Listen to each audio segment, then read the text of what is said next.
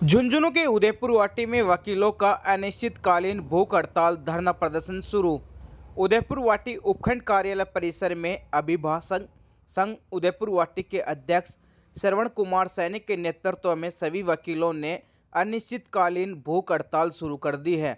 गुरुवार को 2 अधिवक्ताओं का आमरण अनशन भी प्रारंभ हो गया है। इस दौरान वकीलों ने न्यायिक कार्यों का बहिष्कार करते हुए विरोध प्रदर्शन किया है और प्रशासन से अपनी मांगे पूरी करने की मांग की है। गुड्डा गौड़जी को उदयपुर वाटी से हटाकर झुंझुनू में शामिल किए जाने के निर्णय का लगातार विरोध तेज होता जा रहा है।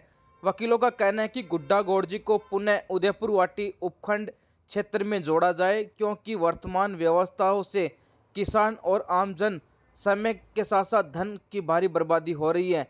इन मुद्दों को लेकर उदयपुर वाटी क्षेत्र में आमजन नागरिक भी भारी आक्रोश देखने को मिल रहा है। वहीं उदयपुर वाटी वकीलों के अनिश्चितकालीन भूख हड़ताल को देखते हुए लोगों में भारी आक्रोश है। झुंझुनू जिले के लिए उदयपुर वाटी से विकास कनवा की रिपोर्ट। सन 1947 में देश आज़ाद होने के बाद में ये सब डिवीज़न था जी, आज भी है।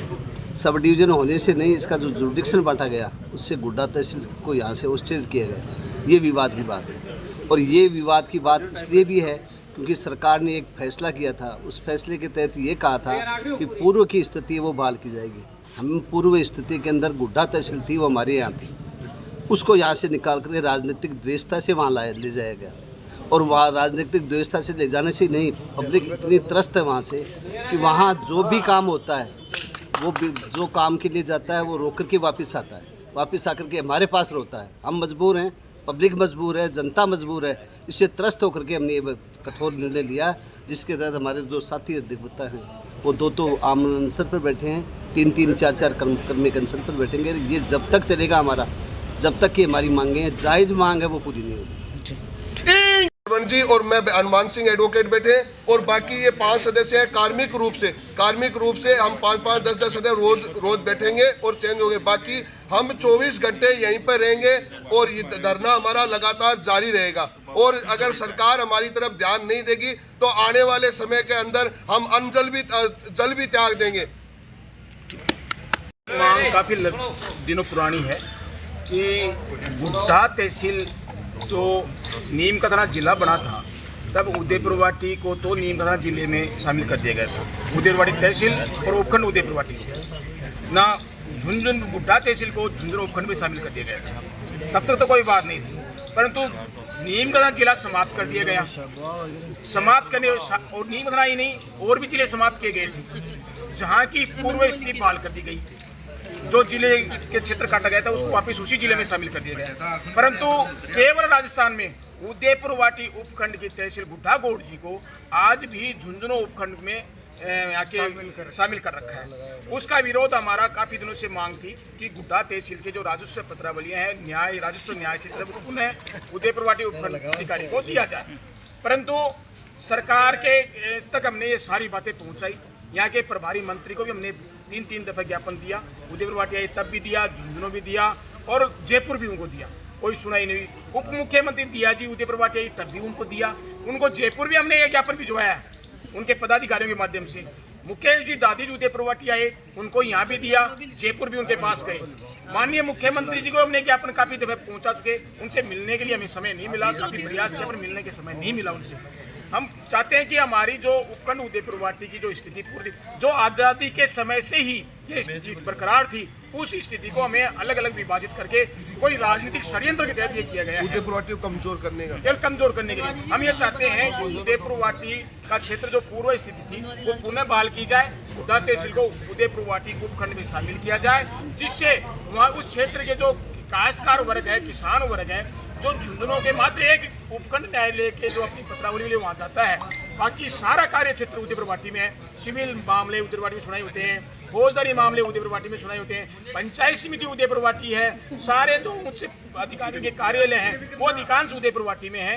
तो फिर उनको एक कार्य के लिए वहाँ केवल अपनी पत्रावली राजस्व मामले के लिए वहाँ सरकार ने, झुंझुनू में 50 न्यायालय हैं, वहाँ कोई कमी नहीं है न्यायालयों की। वहाँ केवल एक राजनीतिक षड्यंत्र से वहाँ इस उदयपुर तहसील को वहाँ रख रखा है। ये हमारे साथ उदयपुर वाटी के साथ अन्याय है, यहाँ की बार के सदस्यों के साथ अन्याय है, यहाँ के गुड्डा तहसील के जो काश्तकार वर्ग हैं उनके साथ अन्याय है। इस अन्याय को उपखंड और बार संघ उदयपुर वाटी कतई बर्दाश्त नहीं करेगा और हमने निर्णय कर लिया है और अब आर पार की लड़ाई लड़ने का ये निर्णय कर लिया है कि सरकार को ये अवगत कराएं और सरकार से हम ये चाहते हैं कि हमारी गुड्डा तहसील को पुनः उदयपुर वाटी उपखंड में शामिल करके वहाँ की राजस्व पत्रावली को यहाँ स्थानांतरित पुनः कर दिया जाए, जिससे यहाँ सुनाई हो सके और न्याय मिल सके काश्तकार वर्ग को। विचार विवाद चल रहा था हमारे सभी के बीच के अंदर कि जब गुड्डा जो तहसील थी उसको जब जिले बने थे उस समय उसको झुंझुनू के नीचे जोड़ दिया था और उदयपुर वाटी को नीम का थाना में। फिर जिले कैंसिल हो गए, सभी की जितने भी जिले कैंसिल हुए थे उनकी जो कि पूर्व की जो स्थिति थी उसको बहाल कर दिया गया।